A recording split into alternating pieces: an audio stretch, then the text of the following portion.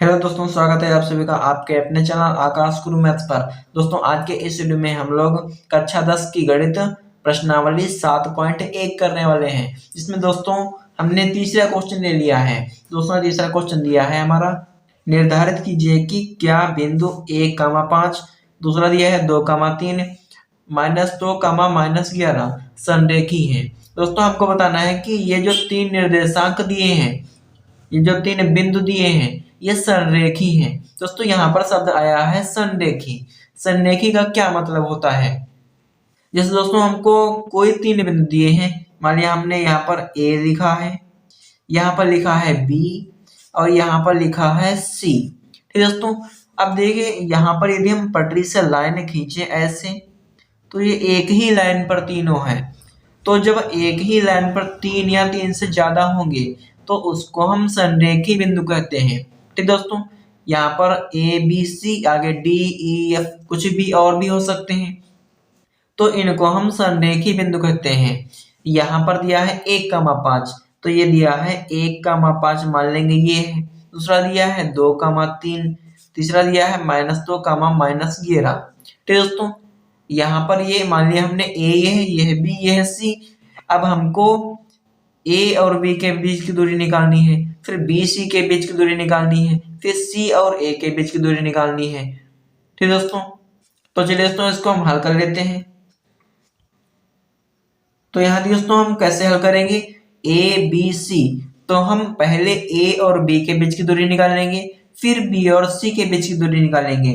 तो यहाँ लिखेंगे ए सी के बीच की दूरी।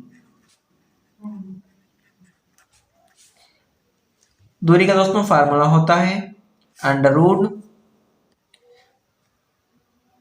x2 - x1 का whole square plus y2 - y1 का होल स्क्वायर।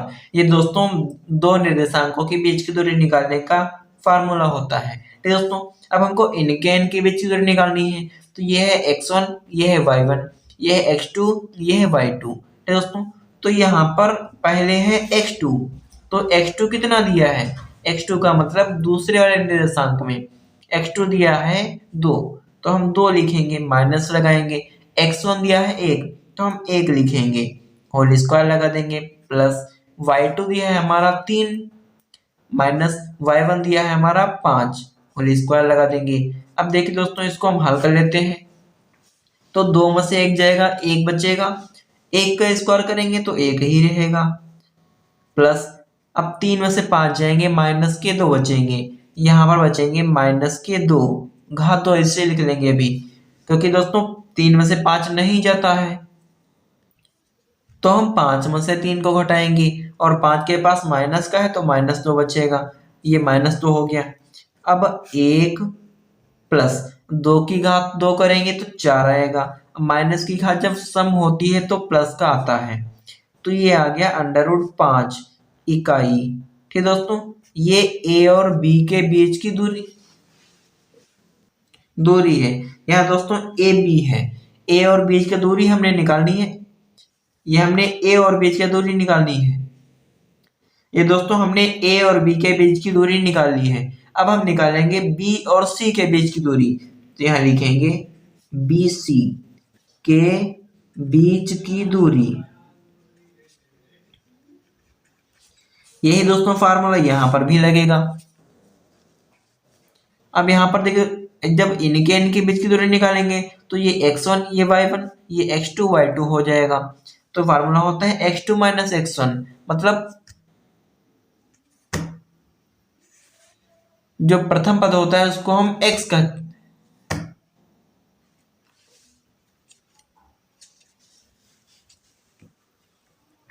तो यह x2 और ये x1, तो x2 दिया है हमारा -2 और माइनस x1 दिया है हमारा 2। ठीक दोस्तों, माइनस ये वाला फार्मूला वाला, अब ये प्लस का 2 है तो हम प्लस का 2 लिखेंगे, प्लस माइनस माइनस होते हैं। y2 दिया है हमारा -11, माइनस फार्मूले वाला, अब y1 दिया है हमारा 3, ये हमने लिख लिया। अब हम इसको स्क्वायर कर देंगे, 2 और 2 जुड़ जाएंगे क्योंकि दोनों एक जैसे निशान है। 2 2 4, 4 का स्क्वायर करेंगे, 4 चक्कू 16 आ जाएगा, 11 3 जुड़ जाएंगे, 11, अब ये 3 जोड़ेंगे तो 14 हो जाएंगे।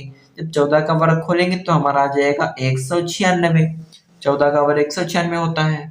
अब दोस्तों इनको इनको हम जोड़ देंगे, तो जब इनको इनको जोड़ेंगे तो हमारा आ जाएगा 6 6 12 2 चलेगा 1, 9 1 10, 11 चलेगा 1 2। यहाँ पर आ गया 212। ये दोस्तों ए बी के बीच की दूरी हो गई √5, बी सी के बीच की दूरी हो गई √212। अब हम सी और ए के बीच की दूरी निकाल लेंगे, तो यहाँ लिखेंगे ए सी लिखो चाहे सी ए लिखो, बात तो वही रहेगी। ए सी के बीच की दूरी,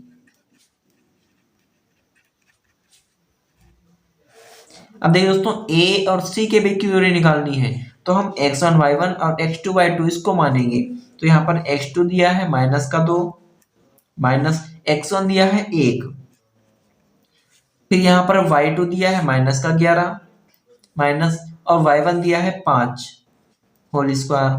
अब इसका स्क्वायर करेंगे 2 और 1 3, यहाँ पर हो जाएगा -3 का स्क्वायर, क्योंकि माइनस माइनस की संख्या जुड़ जाती है, तो 2 1 3 हो गया, प्लस 11 में 5 जोड़ेंगे हो जाएंगे -16 और स्क्वायर ऐसे ही लगा देंगे।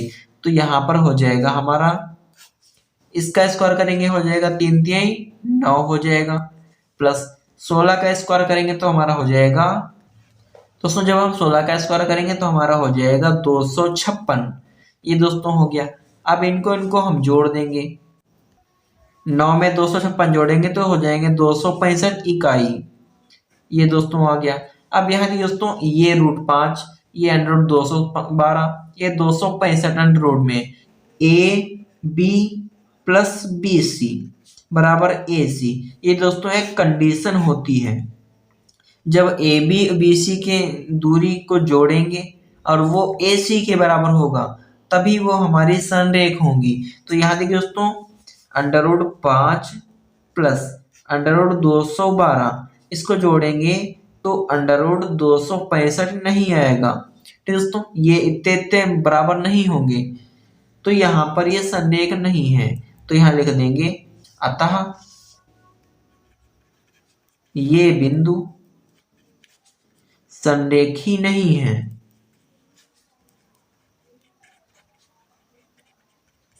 ठीक दोस्तों, इस प्रकार से हम इसको हल करेंगे। जब ए बी के बीच की दूरी और बी सी के बीच की दूरी का योग ए सी की बीच की दूरी के बराबर होगा तब वह हमारी संरेख होंगी। ठीक दोस्तों, मतलब जो छोटी दो दूरियां हैं उनका योग बड़ी दूरी के बराबर होना चाहिए, तो वो हमारी संरेखी होंगी। इसका मतलब ये संरेख बिंदु नहीं है। ठीक दोस्तों, ये संरेख बिंदु नहीं है। दोस्तों आशा करता हूँ कि आपको ये क्वेश्चन समझ में आ गया होगा। दोस्तों यदि आपको क्वेश्चन समझ में आ गया हो तो वीडियो को लाइक कर दीजिए, और यदि आप लोग चैनल पर नए हैं तो कृपया चैनल को सब्सक्राइब कर दीजिए।